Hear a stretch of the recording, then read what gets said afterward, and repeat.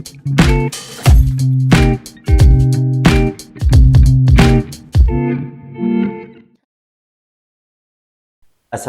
warahmatullahi wabarakatuh, pemirsa Menembus Nalar dan Jam Piro.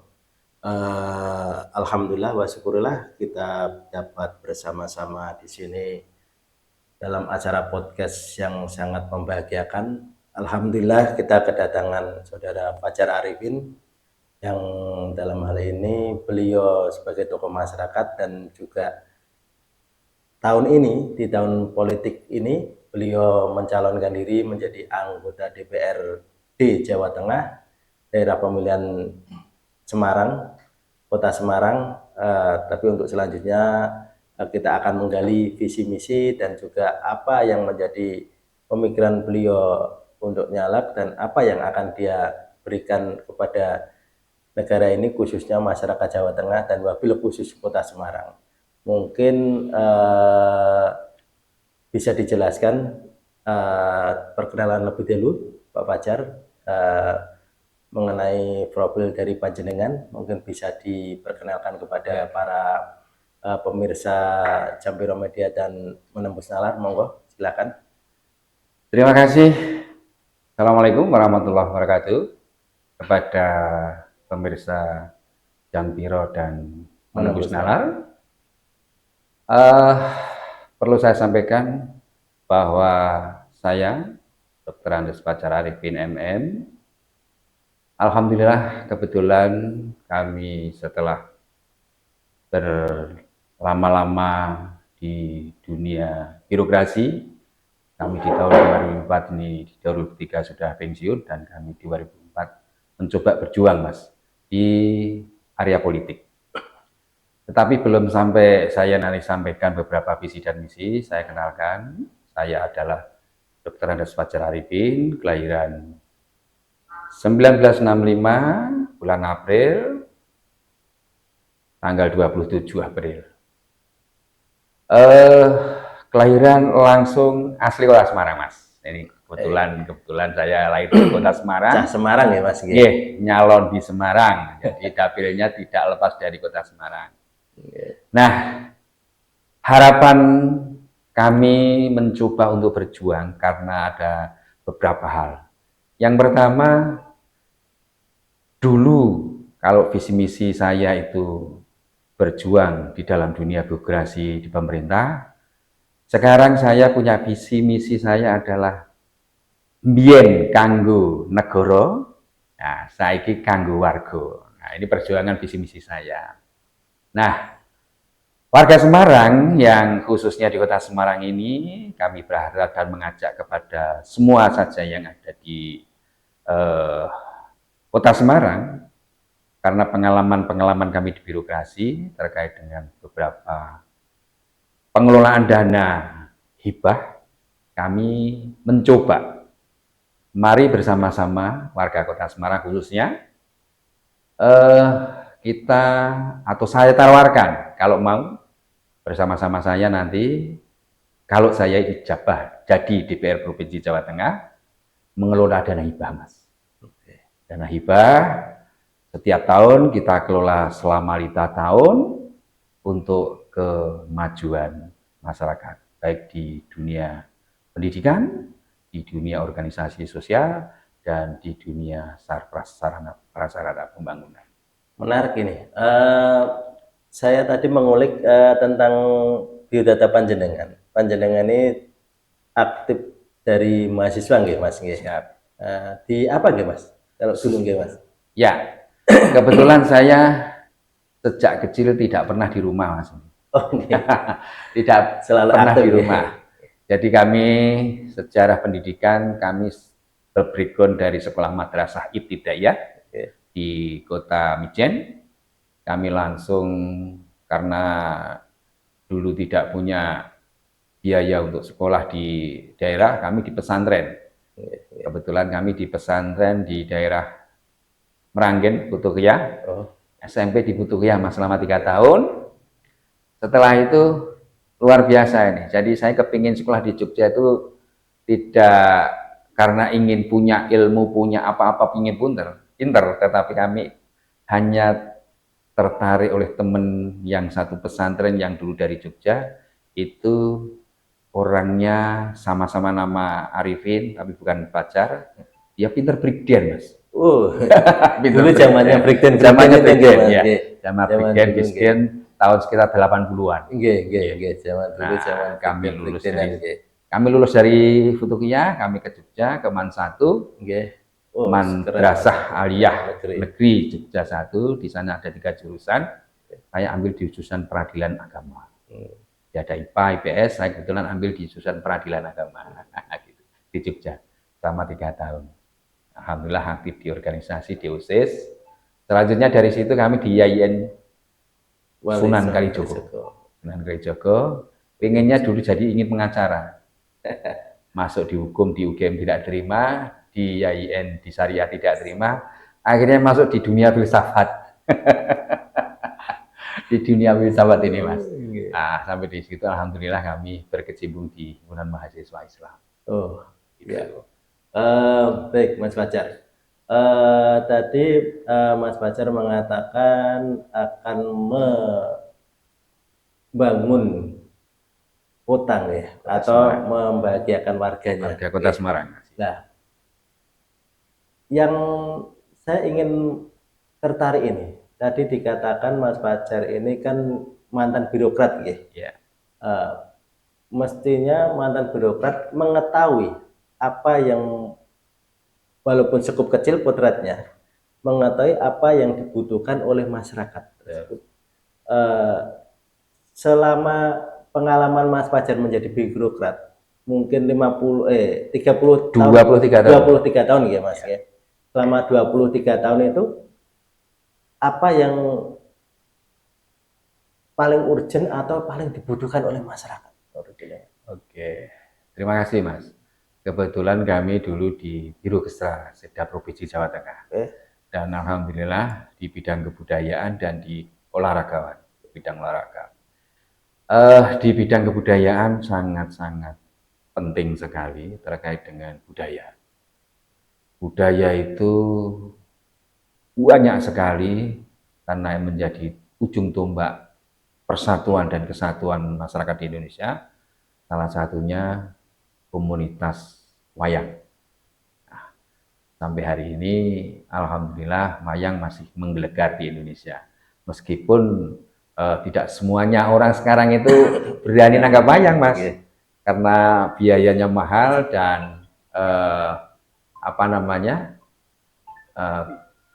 harganya juga mahal. Dari seni tarinya ada, dari seni puisinya ada, wayang ada. Jadi seperti itu Mas, untuk wayang. Baik, ya. Mungkin Mas Fajar, dalam anggaran yang ada untuk pendidikan, kebudayaan itu selama ini mencukupi atau kurang atau bagaimana? Oke, terima kasih. Tadi belum sampai ke bidang-bidang yang saya tangani di bidang olahraga.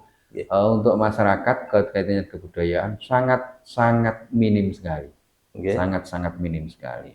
Sehingga para seniman itu, khususnya para seniman itu kalau mengadakan kegiatan itu ya urunan, urunan yang penting ada tempatnya, pentas. Seperti yang saya contohkan di Taman Budaya Jawa Tengah ada yang namanya BMB, bukan musik biasa. Ada TST, tidak sekedar tari, macam-macam. Masih itu Mas? Masih, sampai sekarang masih. Dan itu kalau tidak ada anggaran dari pemerintah, ya urunan itu sendiri. Maka kami nanti di Dewan insya Allah akan berjuang untuk itu. Dan khususnya juga di olahraga. Di olahraga juga seperti begitu. Kemarin saya juga berusaha untuk membuat pergub keolahragaan. Pergub keolahragaan, dan alhamdulillah dengan APBD daerah khususnya di Provinsi Jawa Tengah, olahraga sekarang juga sudah mulai meningkat. Itu Mas. Apakah signifikan biaya dengan hasil atau prestasi yang diraih? Oke. Kalau kita berbincang-bincang dengan keolahragaan, ini ya jauh berbeda ini.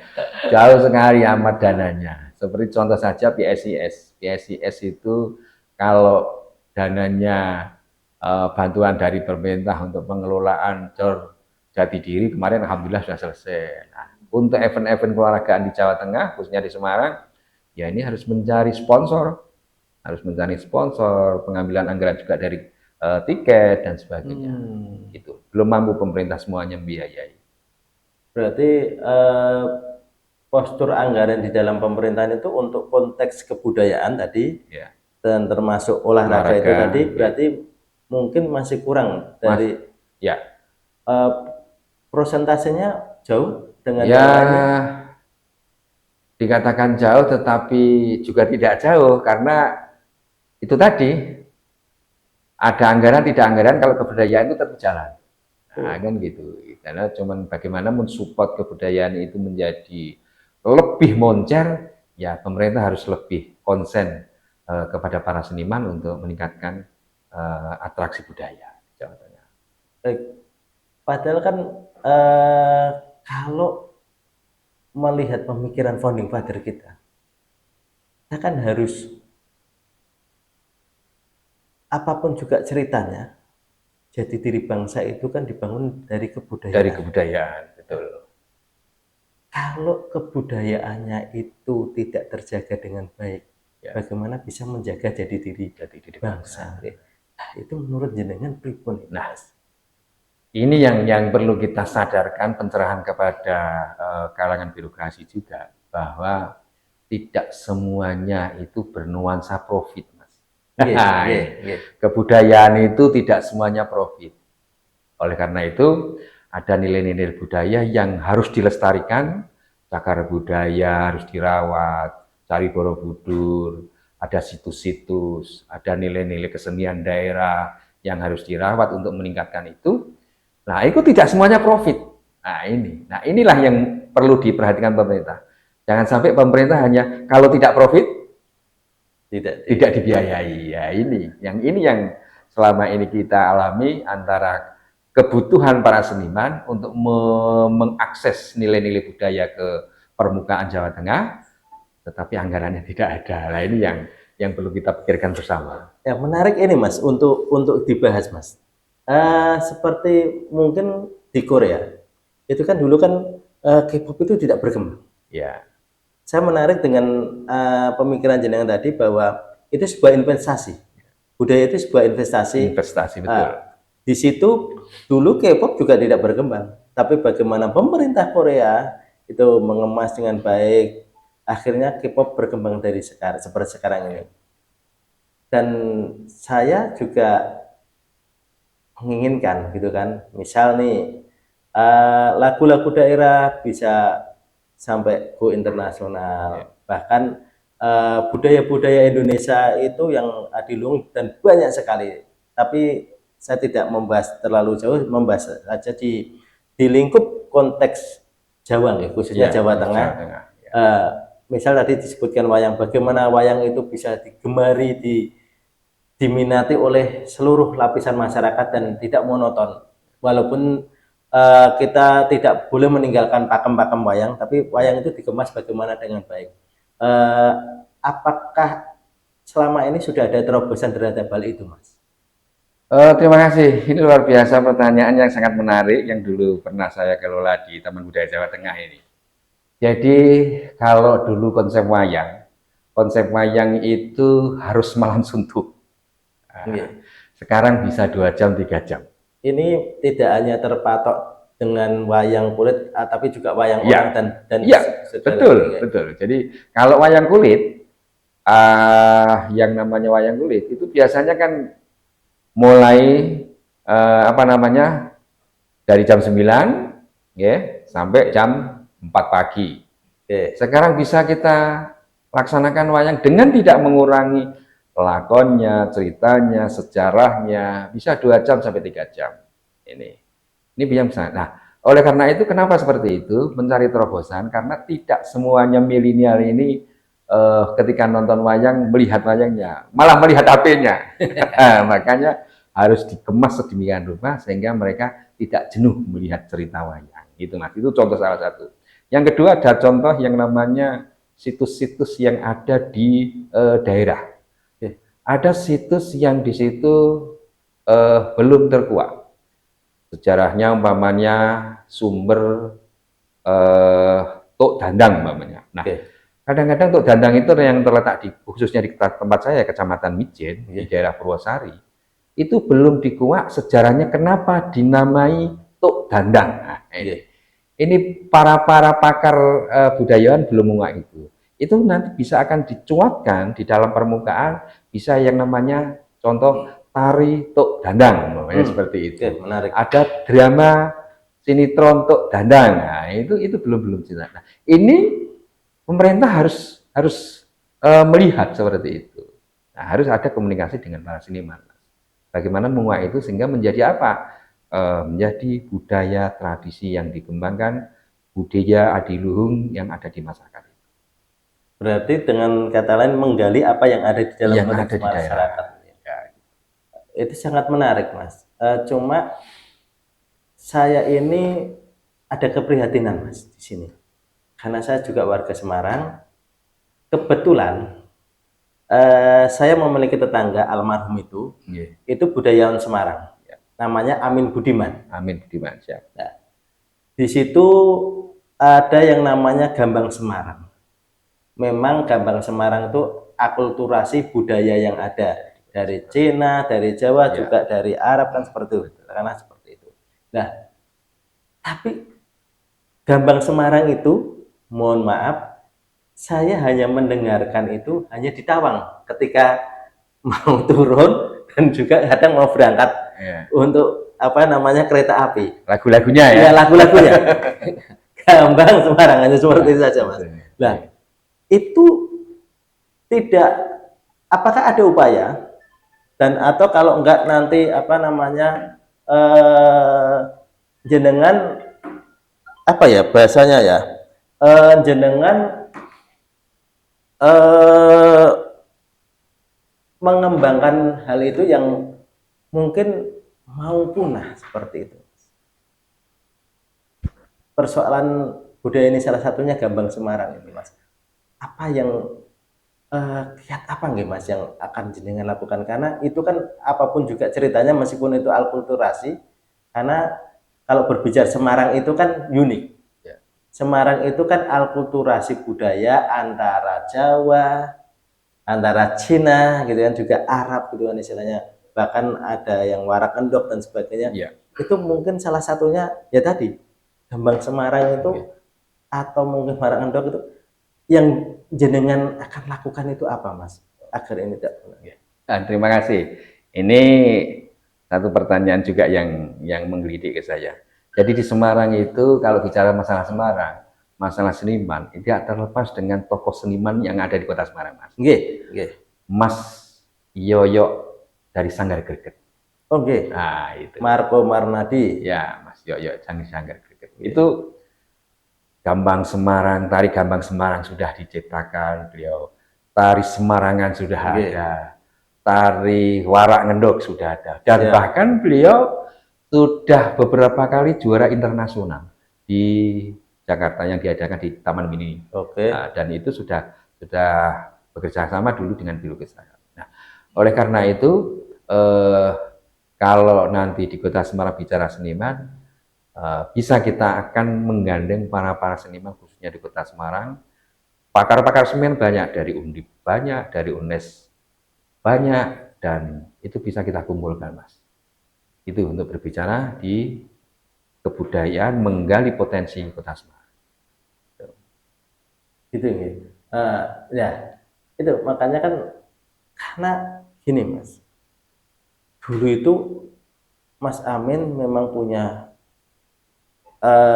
ya alat-alat gitu, Mas. Alat-alat Gambang Semarang itu macam-macam lah. Karena saya sering main di tempatnya Pak Amin Budiman itu yang dulu dengan budaya Semarang, Mas Darman Royatman kalau saya tidak salah, itu kan temannya beliau. Saya sih memang banyak bergaul dengan budaya Semarang dulu juga, karena saya memang tertarik dan saya dulu juga kadang nongkrong di TPRS, ada TPRS, Daniel, betul. Kiki, ada Mas Ya. Marco dan sebagainya lah, bahasa seperti itu. Nah, kembali ke visi misi yang jenengan tadi. Izin Mas, sorry Ya. Mas. Biar masyarakat mengetahui gitu istilahnya. Tidak apa-apa karena ini Ya, ya. juga sudah masa kampanye, meskipun kampanye sebenarnya juga dari awal apa Nggih. parpol gitu kan Ya, istilahnya. betul. Oke. Jenengan ini berangkat dari apa Mas? Maksudnya lewat kendaraan apa partai politik yang ada jenengan? Tidak apa-apa. Ya, terima kasih Mas. Saya kebetulan karena saya mantan birokrasi dan alhamdulillah dari Biro Kesra, dari Pak Gubernur itu dari Pak Gubernur Mardianto dengan sampai Pak Ganjar Pranowo ini di Biro Kesra, kami seling komunikasi dan interaksi terhadap semua SKPD di OPD Provinsi Jawa Tengah, wabil khusus di Komisi E. Nah, itu di Komisi E. Sehingga kami dengan teman-teman di partai Komisi E itu luar biasa dekatnya. Olahraga ya Mas? Ya, karena ada olahraga, ada kebudayaan, di pendidikan itu di Komisi E. Maka kami kalau saya harus berbicara dari baju apa, saya bisa berbicara dari baju mantan birokrasi, saya juga bisa berbicara dari organisasi, organisasi dari Muhammadiyah, kebetulan kami juga lama berkecimpung di Muhammadiyah, dan kebetulan kami juga aktif di dunia akademis, di Sekolah Tinggi Ilmu Ekonomi Pelita Nusantara. Nah, itu. Maka kami mencoba untuk berjuang lewat Partai Demokrat di Dapil 1 Kota Semarang, Jawa Tengah. Alhamdulillah nomornya enggak banyak Mas ini. saya alhamdulillah dengan aktivitas saya dikasih nomor 2. Ya, semoga lewat dapil ini di Kota Semarang, warga masyarakat Semarang bisa mendukung kami semuanya, dan semua visi misi kami akan saya kembalikan perwalian warga Kota Semarang untuk beliau-beliau semua yang ada di Kota Semarang. Berarti ini jenengan keliling terus Mas. Keliling terus dari pelosok Pedurungan sampai pelosok Wonolopo Mijen, Mukti Harjo, Gayam Sari semuanya ini. Masuk terus. Berarti muter 16 kecamatan. 16 kecamatan, ya. 16 kecamatan. Wonten suka duka nih Mas, ada suka duka nih, ada suka duka. Wah, luar biasa ini, kalau bicara duka-duka luar biasa. Mau masuk wilayah perkampungan atau wilayah komunitas, ada tokoh masyarakat. Ya, ada yang bilang berani satu suara berapa? Ada bilang ini mau bantu apa ini? Ada DPR provinsi datang ini mau bantu apa ini? Jangan-jangan nanti kalau udah jadi lupa ini nggak ngasih apa-apa ini. Ini sekarang minta apa ini? Ya gitu. Masyarakat menurut jenengan melihat apa ya bahasanya, melihat masyarakat yang seperti itu kecenderungannya masyarakat tuh kok seperti itu, sebabnya apa enggak Mas? Menurut jenengan mawon. Terima kasih.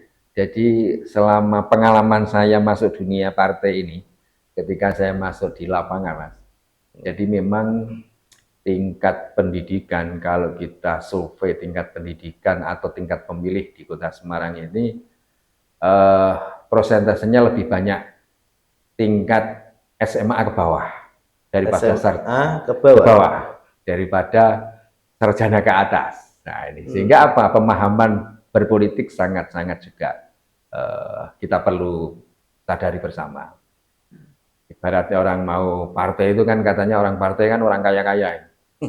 Jadi DPR itu kan punya uang banyak. Sehingga kalau jadi DPR harus mau bantu apa, kan begitu. Jadi mindsetnya seperti itu. Sehingga caleg-caleg khususnya di Kota Semarang atau pada umumnya di masyarakat kita itu harus memberikan pemahaman politik secara baik.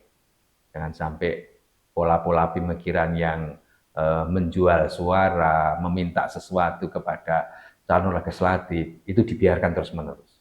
Harus menjadi pencerahan bagaimana politik itu yang sebenarnya, dan paling tidak politik itu punya etika keteladanan. Oke, baik. Ketika jenengan hadir di dalam masyarakat, masyarakat kan pasti tadi itu ada yang Pak minta A, B, C atau kan seperti itu kan istilahnya seperti itu. Atau Pak ini saya ini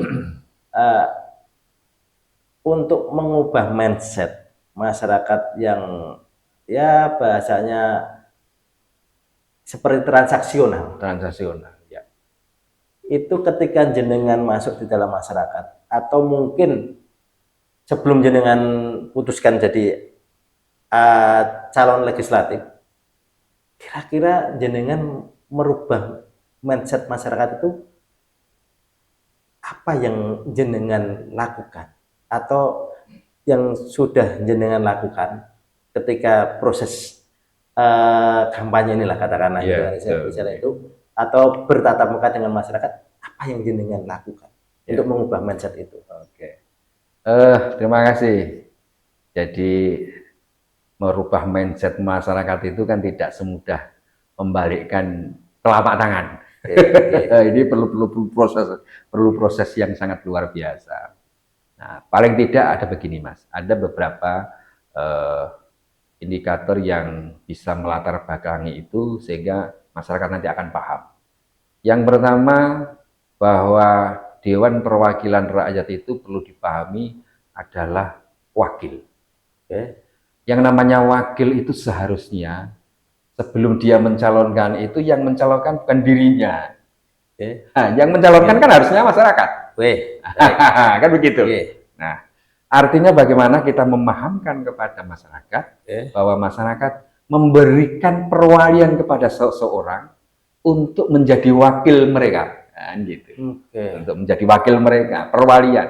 Jadi tidak dirinya mencalonkan. Nah, ini yang perlu kita pahamkan kepada masyarakat. Nah, ketika mereka memberikan perwalian kepada salah satu caleg, maka di situ adalah amanah. Nah, kan gitu. Jadi amanah. Nah, ketika amanah tidak harus dibeli, Mas. Tidak harus minta apa-apa, kan gitu. Karena itu amanah. Maka ketika para caleg-caleg ini nanti jadi, ya jangan seperti slogan yang berkembang sekarang. Bedanya PILKB dan pilkada kan gitu. Kalau PILKB lupa jadi, kalau pilkada jadi lupa kan gitu. Nah, itu. Jadi nanti setelah jadi lupa. Nah, ini karena amanah. Nah, sehingga kami mengajarkan masyarakat bahwa perwalian jenengan adalah bagian dari ibadah. Perwalian jenengan menoblos salah satu caleg itu adalah ibadah. Tidak perlu ditebus apa-apa. Karena 5 tahun ke depan panjenengan akan diwakili oleh para caleg-caleg. Itu Mas. Oke, baik. Ini memang menarik Mas, karena banyak masyarakat itu tidak menyadari hal tersebut. Ya. Makanya kan perlu fungsi dari parpol. Seharusnya itu kan dia memberi pemahaman politik. Betul. Tapi sekarang ini yang terjadi banyak parpol-parpol belum memberikan pendidikan politik yang baik kepada masyarakat. Ya. Nah, ketika nanti jenengan insya Allah terpilih, misal seperti itu, menjadi legislator di Gedung Berlian. Alhamdulillah. Kira-kira yang pertama jenengan lakukan untuk masyarakat, atau bahasanya sederhananya seperti ini dulu deh. Kira-kira jenengan kalau umpamanya mau ditempatkan di dalam komisi itu, komisi apa Mas? Ya. Sebenarnya begini Mas. Pemahaman politik itu tidak harus dilakukan oleh dari partai politik. Pemahaman politik itu bisa dilakukan oleh pemerintah. Saya nanti akan usul malah ini kalau memang itu di bagian hukum di Komisi A umpamanya. itu akan mengusulkan, tapi pemahaman politik masuk dalam kurikulum pendidikan. Ini politik. Supaya apa? Supaya politik di Indonesia dipahami. Kalau dulu kita presiden, menteri hafal, itu kan bagian dari politik. Sekarang nggak hafal, Mas. Karena apa? Tidak masuk dalam kurikulum pendidikan. Berarti politik sekarang tidak masuk dalam Kurikulum pendidikan. Nah, tapi alhamdulillah ini untuk masa kampanye ini bersosialisasi di lembaga-lembaga pemerintah sudah dibolehkan. Nah, gitu. Ini sudah ada perkembangan. Jadi tempat-tempat tertentu nggih. Nah, tempat-tempat tertentu. Tetapi harapan kami besok 2024 bagaimana pemahaman politik masuk dalam kurikulum pendidikan minimal tingkat SMA ke atas. Karena yang memiliki memiliki hak suara nanti usia 17 sudah pada duduk di SMA. Terus jenengan ini kan dengan masyarakat Jawa Tengah. Itu yang tadi ya bisa dikatakan, mohon maaf ini sebelumnya, meskipun Jawa Tengah itu di tengah, dan itu masyarakat Jawa Tengah itu sekitar sekitar 30-an juta sekian gitu istilahnya. Terus kota Semarang sekitar 1,5 jutaan penduduk itu, yang mohon maaf sebelumnya dari survei BPS yang ada, mungkin bisa salah, itu kan masuk kategori daerah miskin, tingkat kemiskinan tertinggi ya. Daerah miskin, saya tidak berbicara tingkat kemiskinan tinggi, tapi daerah miskin. Upaya apa jenengan sebagai dewan? Kebijakan itu kan, dewan itu kan tetap bekerja sama dengan pemerintah, tapi jenengan kan memiliki upaya paksa, memiliki dari peraturan yang ada dan sebagainya, itu kebijakan lah, itu kan. Upaya apa yang jenengan lakukan terhadap hal itu untuk tadi menghilangkan atau minimal mengurangi tingkat kemiskinan yang ada di Jawa Tengah? Oke, terima kasih Mas. Dari sektor pertanian, sekarang itu masyarakat tani tidak semuanya punya kartu tani, tidak punya kartu tani. Sehingga untuk mencari pupuk saja sangat susah dengan harga pupuk yang tinggi. Kalau tidak punya kartu tani tidak dapat pupuk. Nah, itu saya sektor pertanian. Sehingga saya potong Mas. Apakah tidak dalam tanda kutip kartu tani itu juga malah menyulitkan petani? Iya, justru itu akan kita rubah nanti. Juga akan kita rubah. Maka harapan kami untuk di pertanian kita bebaskan tidak ada kartu tani. Nah, kan gitu. Karena akan mempersulitkan para petani. Sehingga mencari pupuk di mana saja bisa. Satu itu untuk pertanian. Yang kedua terkait dengan BLT. Kalau dulu zaman Pak Presiden Susilo Bambang Yudhoyono itu BLT itu kan luar biasa itu. Luar biasa. Bantuan tunai langsung, bantuan BLT, bantuan langsung tunai itu sudah di UMKM. Nah, itu bagaimana nanti kita akan mencoba untuk peningkatan UMKM, peningkatan UMKM-nya. Terus selanjutnya kalau kita melihat dari dunia pesantren, dan dunia pesantren itu kebutuhan masyarakat khususnya di pesantren, ekonominya para pesantren itu sangat-sangat tergantung kepada para orang tua. Pada para orang tua. Jadi kalau orang tuanya kaya di pesantren, ya makannya rada enak. Kan gitu. Karena pesantren sekarang hampir rata-rata tidak masak. Kalau orang bapaknya santri kok kurang mampu, ya akhirnya masak di pesantren. Nah, saya akan mencari terobosan bagaimana pesantren itu ekonominya meningkat. Dengan cara apa? Pondok pesantren berbasis entrepreneur, nah, kan gitu. Jadi bagaimana kita mengelola pondok pesantren menjadi pondok pesantren yang berwirausaha, berintrepreneur sendiri, dengan pondok pesantren yang lain bisa bekerja sama. Contoh konkret, apa Mas? Katakanlah pesantren A, dia punya lahan untuk mengelola untuk pertanian, beras, atau ikan lele umpamanya. Nanti akan bisa dibergeningkan dengan pesantren yang tidak punya lahan.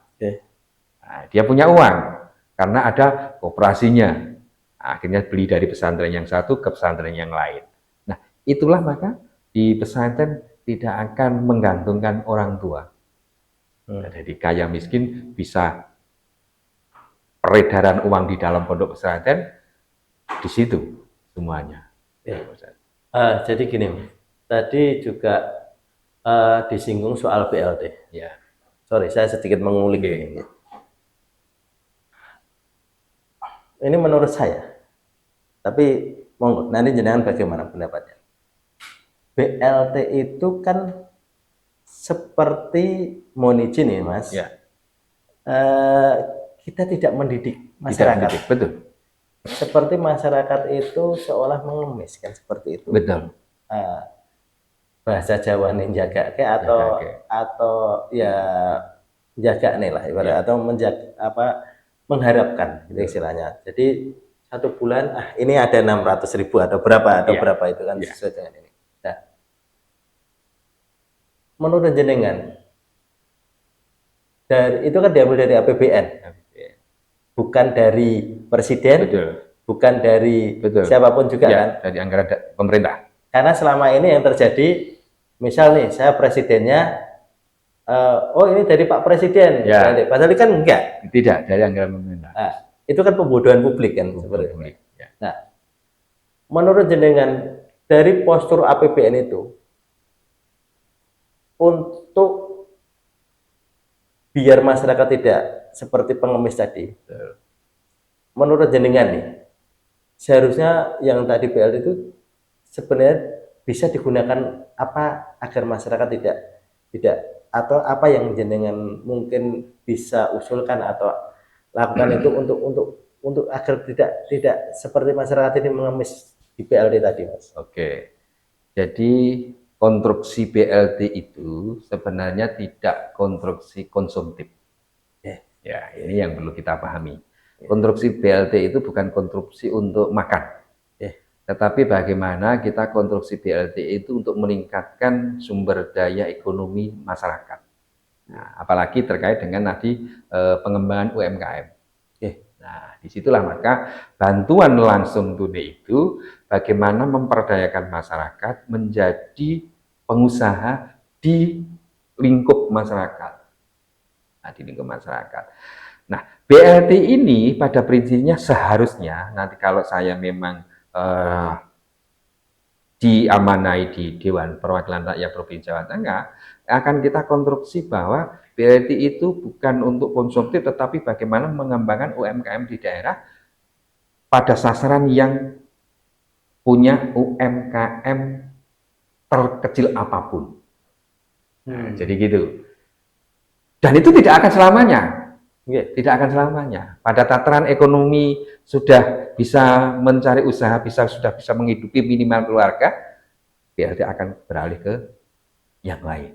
Tetap prinsip BLT bukan bantuan langsung tunai konsumtif, tetapi bagian bantuan langsung tunai untuk produktif. Itu Mas. Oke. Nah, menarik itu Mas.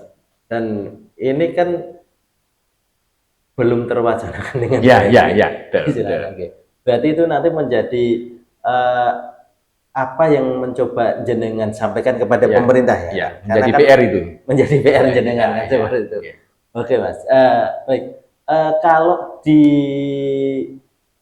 jenengan sendiri, mungkin kan ada yang jenengan ingin lakukan lebih jauh untuk masyarakat. Kebijakan-kebijakan apa yang kira-kira di dalam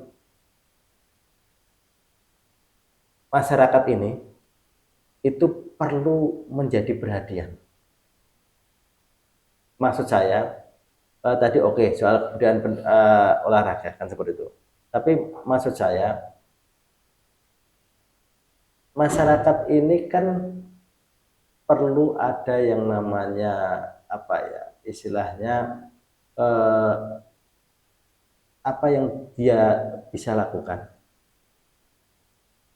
apa yang dia bisa perbuat untuk mengembangkan dirinya, kan seperti itu untuk tadi mengurangi tingkat kemiskinan tadi. Pertanyaan saya sederhana, Mas. Masyarakat ini tadi, saya mengulangi lagi, ketidaksejahteraan masyarakat itu kan mesti faktornya ekonomi. Nah, potensi untuk pengembangan itu kan banyak sekali di Jawa Tengah. Nah, melihat potensi-potensi itu, apa yang akan jenengan lakukan untuk meningkatkan kesejahteraan masyarakat? Dan potensi apa saja yang bisa dikembangkan di Jawa Tengah? Menarik. Ada dua pepatah yang ini sangat bertentangan, ataupun analogi-analogi ini yang perlu dipahamkan kepada masyarakat, terutama masyarakat ekonomi menengah ke bawah, khususnya para petani. Para petani. Nah, jadi para petani ini untuk mendidik anak-anaknya supaya anak-anaknya tidak menjadi petani. Nah, ini kan repot ini. Seorang petani yang sudah lahan lebar, bagaimana caranya mendidik anak-anaknya supaya mereka tidak menjadi petani? Bapaknya hilang, anaknya tidak bisa bertani nih. Berarti jenengan akan melakukan upaya, misal tadi Jawa Tengah itu kan banyak lahan pertanian. Apapun juga menjadi bisa dikatakan salah satu lumbung pertanian. Misal umpamanya Klaten itu kan terkenal berasnya. Tadi di konteks pertanian, jenengan akan lakukan upaya-upaya itu tadi, meningkatkan bagaimana ini pertanian dan sebagainya seperti itu, atau bagaimana? Satu contoh begini, Pak. Kalau di lahan kita dulu pengolahan pertanian itu harus pakai pupuk urea, harus pakai lembu. Dengan teknologi sekarang tidak harus pakai lembu, penanaman bisa langsung tanam.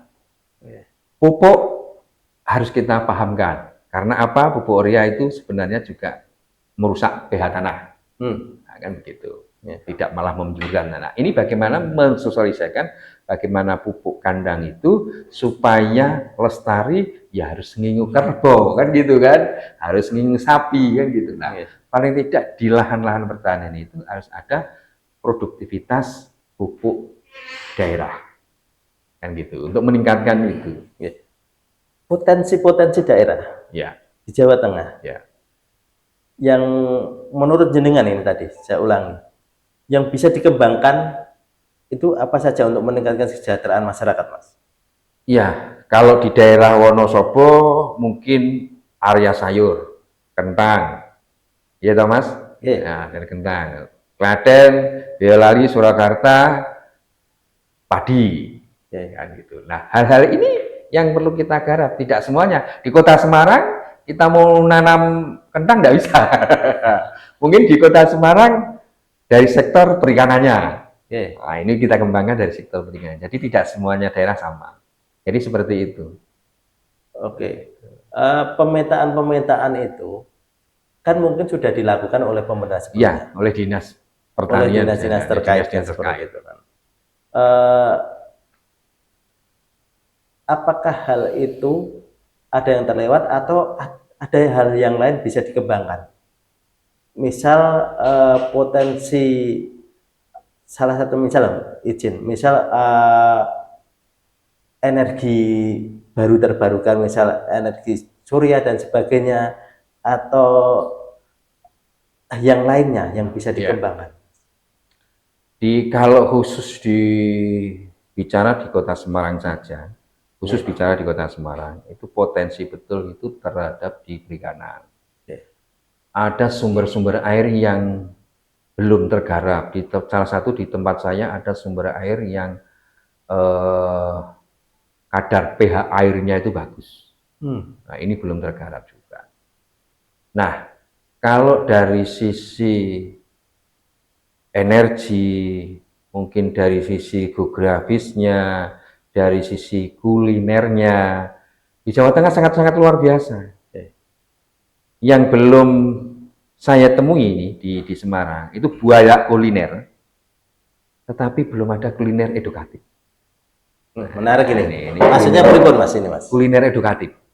Kuliner edukatif ini kalau di Jogja itu sudah ada yang pernah saya kunjungi, tapi namanya lupa. Jadi ada kuliner edukatif, itu lahan yang di situ dikembangkan untuk pendidikan para pencinta kuliner. Tidak harus langsung datang makan, tetapi bisa masak sesuai selera. Nah, kayak gitu. Mau masak sayur asam, di situ sudah tersedia lahan pertaniannya, mungkin jagung, mungkin kacang, mungkin brambang untuk masak di situ. Kita tempatkan tempat. Ada mau masak mungkin ikan bakar, kita ada kolam ikannya, tinggal ngambil kita masak. Nah, ini di Semarang itu belum ada ini. Khususnya di Kota Semarang ini. Menurut jenengan, memungkinkan nggak itu dibangun di kota? Oh, mungkin sekali, sangat mungkin sekali. Di khususnya wilayah khusus Kota Semarang ataupun mungkin dari Jawa Tengah luar biasa, sangat mungkin sekali. Bisa dikembangkan oleh para swasta, pemerintah juga biasa. Itu menarik wisatawan luar negeri, sangat mungkin.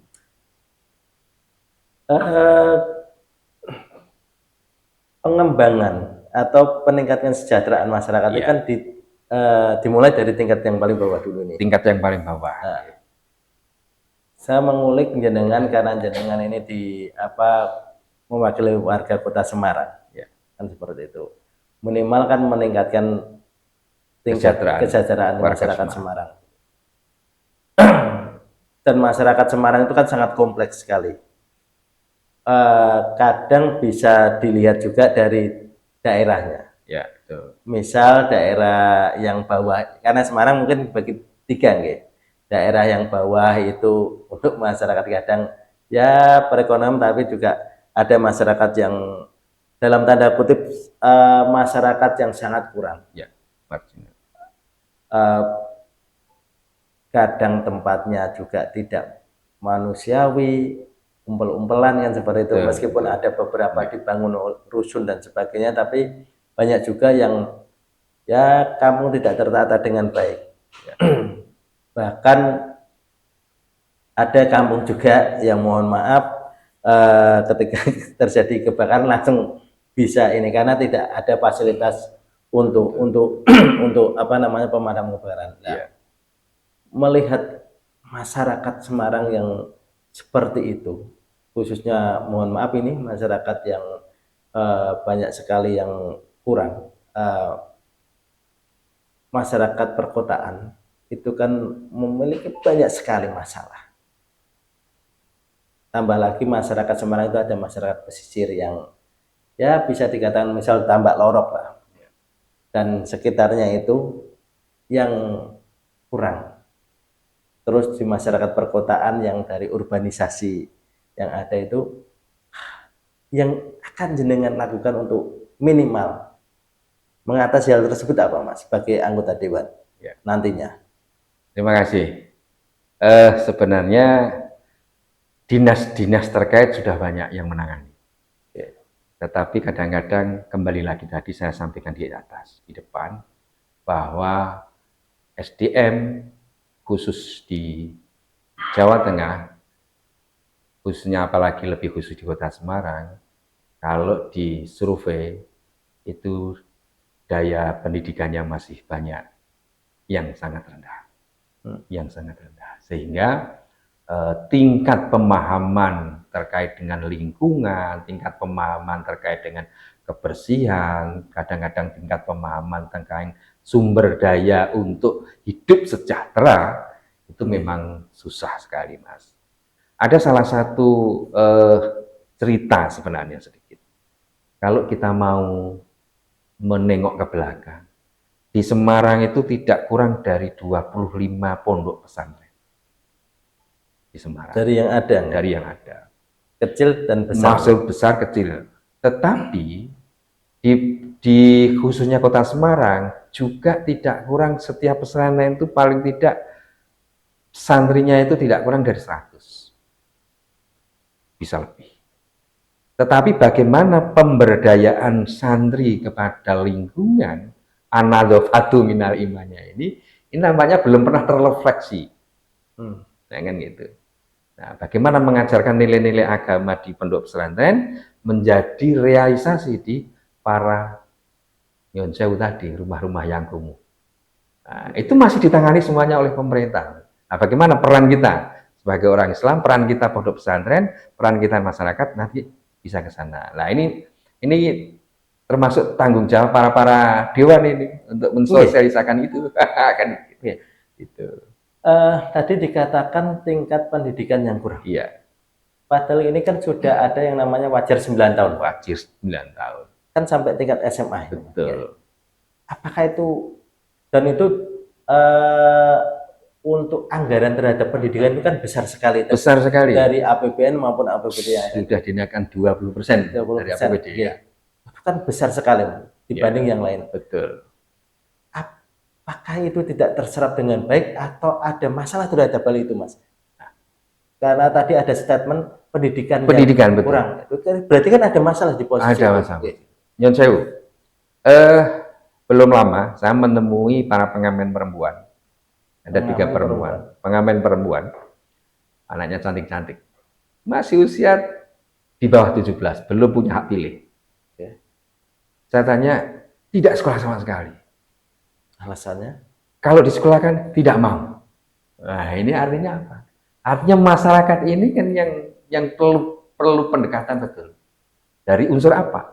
Dari kalangan birokrat, dari unsur kalangan para alim, para tokoh masyarakat yang memberikan pencerahan. Ya, bukan berarti dana pendidikannya kurang, tidak. Tetapi masyarakat sendiri juga ini perlu dipertimbangkan. Itu kan tadi apa namanya? Kenapa kok itu kan dari tingkat ekonomi, Mas? Iya. Nah, yang kira-kira sangat diperlukan oleh masyarakat itu mungkin kan untuk dia modal atau pengembangan kesejahteraannya dia lewat usaha. Ya. Menurut jenengan atau yang akan jenengan lakukan nanti terhadap hal itu tadi pengembangan UMKM, terus titik beratnya pendidikan di pesantren dan sebagainya tadi. Nah, konkretnya apa, Mas? Kuncinya satu, pendidikan gratis. Kan sudah 9 tahun pendidikan. Iya, pendidikan gratis. Nah, pendidikan gratis ini apakah nyata-nyatanya gratis? Ya. Nah, ini yang perlu dipertanyakan. Banyak ini secara normatif. Secara normatif gratis. Nah, ini kita bicara Blogosoto saja. Saya punya anak juga ini. Kita bicara Blogosoto. Secara pendidikan gratis, tetapi dibutuhkan dalam pendidikannya itu kegiatan-kegiatan yang menunjang pendidikan.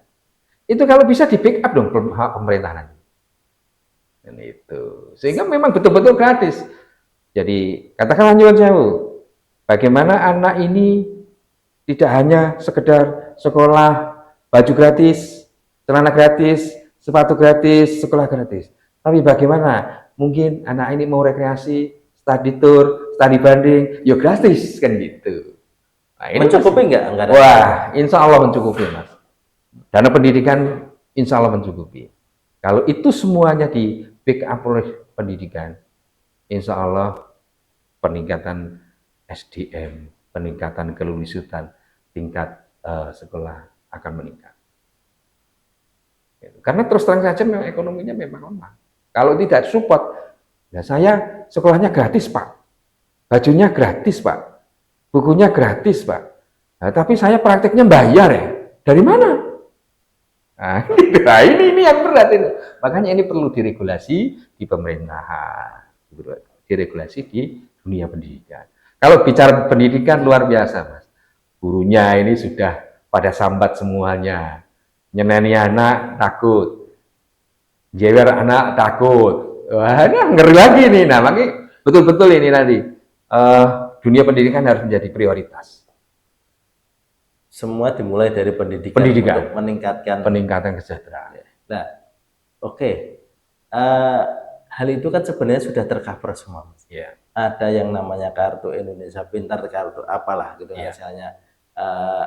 Di situ kan juga mengcover terhadap kan, tapi kan tidak semua bisa di cover karena anggaran itu kan tidak bisa memungkinkan terhadap hal itu, Mas. Istilahnya ada. Nah, saya ingin tegaskan sekali lagi, peningkatan ekonomi terhadap masyarakat itu yang real, yang bisa dirasakan langsung manfaatnya oleh masyarakat selain BLT tadi, itu apa yang akan jenengan lakukan regulasi kebijakan ketika jenengan nanti terpilih sebagai anggota dewan? Tadi sudah saya sampaikan di depan, Mas, ya. Yang namanya konkretnya, Mas, mohon maaf. Konkret, meningkatkan anggaran pendidikan. Peningkatan ekonomi. Peningkatan ekonomi dari pendidikan. Relevansi, mohon maaf ini. Ya, nggak ada relevansinya. Nah, tadi disampaikan bagaimana kita membantu secara real ekonomi, jangan dijadikan nilai konsumtif. Kita akan meningkatkan dari nilai produktivitas. Itu real. Artinya apa? Dana bantuan langsung tunai juga harus ditingkatkan dalam kapasitas produktivitas untuk mencukupi ekonomi. Nah, ekonomi itu harus diukur dari kebutuhan anak. Rata-rata sekarang itu kebutuhannya tidak kepada bapak ibu. Rata-rata kebutuhan itu pasti akan konsentrasi kepada anak. Apalagi anak-anak usia produktif. Itu pasti ke anak. Nah, anak ini yang dibutuhkan pendidikan. Pendidikan. Maka korelasinya pendidikan harus gratis. Pendidikan sampun gratis, Mas, 9 tahun. Iya, artinya gratis di dalam konteks normatif. Terus semua tadi ya. Biaya praktek tidak ada. Yang disebutkan tadi semua, ya kan? Nah, itu. Gini, Mas. Di dalam masyarakat itu kan kalau berbicara tadi kemiskinan atau kurang sejahtera atau prasejahtera lah, katakanlah seperti itu kan ada klasterisasi. Betul. Misal masyarakat pesisir, pinggiran, misal masyarakat bisa dikatakan masyarakat miskin kota, kan seperti itu lah. Untuk mengatasi masyarakat tadi, itu regulasi apa yang tadi disampaikan, apakah sesuai dengan klaster-klaster tadi, atau bagaimana, atau real terhadap mengatasi masyarakat tadi? Misal umpamanya nelayan, itu bagaimana? Terus masyarakat miskin kota yang notabene buruh, itu bagaimana? Itu kebijakan apa, Mas, ketika jenengan nanti dewan? Kalau secara menyeluruh, kalau kita bicara menyeluruh, kembali lagi, secara menyeluruh, kalau di dunia ekonomi, katakanlah aturan-aturan buruh umpamanya, aturan-aturan buruh. Kalau zaman dulu apa istilahnya, tidak ada kontrak ya, istilahnya jadi pegawai ya selamanya. Nah, sekarang sudah nilai kontrak, itu juga harus diperbaiki. Yang kedua, UMK, upah minimum kerja, itu juga harus diperbaiki. Tapi kalau itu semuanya, itu kan nilai konsumtif sebenarnya, nilai konsumtif. Untuk biaya konsumtif hidup di kota Semarang dengan gaji katakanlah 3,1, kalau di provinsi ya kalau salah ini 3,1, itu kan sangat minim sekali. Nah, dari seperti itu maka untuk menunjang nilai ekonomi ini meningkat, bagaimana nilai pendidikan yang sangat membutuhkan cost tinggi. Cost tinggi itu sebenarnya hanya di dunia pendidikan, bukan di dunia konsumtif. Oke. Tadi dikatakan untuk aturan-aturan sebagainya. Padahal kan kita juga tahu itu, yang sekarang banyak didengungkan Omnibus Law itu tadi. Yang mungkin ada sebagian ya mungkin hampir semua lah mengatakan itu merugikan. Iya. Jenengan ketika nanti duduk di dewan itu apakah jenengan yang akan lakukan untuk tadi misal merubah kebijakan peraturan dan sebagainya, apa konkretnya jenengan itu? Kalau terkait dengan pekerjaan, saya lebih cenderung kepada nilai produktivitas daripada nilai semacam. Enggak, maksud saya gini, Mas. Ya. Oke. Ini kan bertabrakan dengan tadi. Yang jenengan sampaikan ini kan bertabrakan dengan undang-undang yang ada. Iya, betul. Apakah jenengan nantinya berani untuk merubah? Ya, regulasi itu tadi. Regulasi yang harus kita coba dandani. Satu contoh regulasi yang harus kita dandani kemungkinan regulasi kontrak atau outsourcing kita rubah, ya. Tetapi nilai produktivitas para karyawan itu harus digaji. Kalau produktivitasnya tinggi harus digaji tinggi. Kalau produktivitas rendah harus digaji rendah. Tetapi nilai kontrak tadi ya harus diperbaiki. Sehingga apa? Orang betul-betul membutuhkan produktivitas, tapi aman dalam posisi pekerjaan aman, tidak bayang-bayang. Berarti yang tadi kontra outsourcing dan sebagainya dihapuskan ya? Ya, bisa dihilangkan. Tetapi nilai produktivitas. Saya kasih contoh real. Rata sekarang di perusahaan itu hampir di rata. UPK, UMK 3,1. Produktivitasnya tinggi maupun rendah. Sama. Nah, tetapi kalau nanti perusahaan dengan kategori posisi kepegawaiannya dia aman, tetapi produktivitasnya dipatok. Kalau Anda ingin bergaji 5 juta per bulan, harus produktivitas tinggi. Kalau tidak, ya sesuai dengan nilai produktivitas. Nah, kan gitu. Tapi aman dia bekerja. Dia aman bekerja, regulasi itu. Berarti nanti target utama regulasi semua dan juga peningkatan itu. Peningkatan. Baik. Menarik sekali ini perbincangan dengan Mas Fajar ini yang banyak sekali yang akan dia lakukan ketika dia menjabat sebagai anggota dewan. Sebelumnya terima kasih Mas. Terima kasih atas wawancara menarik seperti ini dan guyon-guyon aja. Terima kasih.